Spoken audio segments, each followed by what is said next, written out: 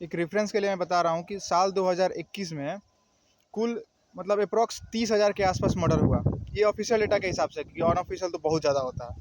तो और साल 2021 में उम्र कैद का सज़ा, लाइफ इम्प्रिजनमेंट का सज़ा काट रहे कैदियों का संख्या है कुल 600-650 के आसपास। और ये लोग वैसे नहीं है जिनका सज़ा मतलब 2021 में सज़ा हुआ है, ये लोग पहले क्या सज़ा काट रहे हैं।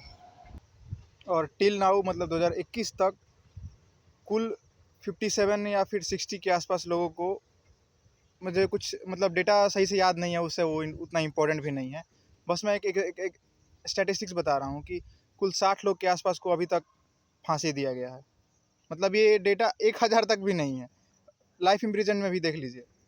तो 150 करोड़ वाले देश में इतना कम लोग को इतना कम सज़ा, इतना कम लोग को सज़ा, जहाँ पे हर दिन मर्डर केस बढ़ते जा रहा है। तो ये जो हमारा सिस्टम है जुडिशरी का, ये जो हमारा लॉ का सिस्टम है, ये जितना क्रिमिनल्स को सज़ा नहीं दे रहा उससे ज़्यादा तो बचा रहा है उन लोगों को। आप न्यूज़पेपर उठा लीजिए या फिर अपने आसपास देखिए, जितना मर्डर होता है क्या उतना सज़ा होता है? सज़ा तो दूर की बात है, क्योंकि सज़ा फिर कोर्ट कचहरी में जाइएगा, फिर 5-6 साल 10 साल 20 साल तक लड़ते रहिए, कुछ नहीं होगा।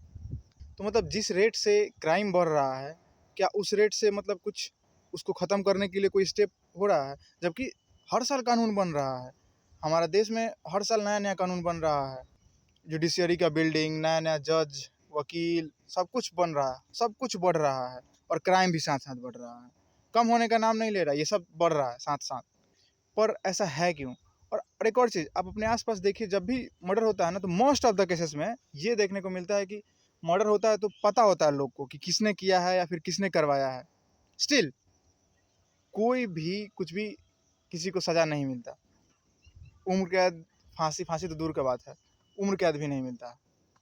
अब कुछ लोग बोले हैं कि यही प्रोसीजर है, ऐसा ही होता है, तो नहीं, बहुत सारा देश है जो बहुत तरीके से होता है और वहाँ क्राइम रेट कम हो रहा है। हमारे प्रोसीजर में कुछ मिस्टेक नहीं है, पूरा का पूरा हमारा प्रोसीजर ही गलत है इस क्राइम को ख़त्म करने का। क्योंकि हमारा देश एक डेवलपिंग नेशन है, यहाँ क्राइम भी बढ़ रहा है, यहाँ वकील भी बढ़ रहा है, जुडिशरी भी बढ़ रहा है, लॉ भी बढ़ रहा है, यहाँ सब कुछ बढ़ रहा है।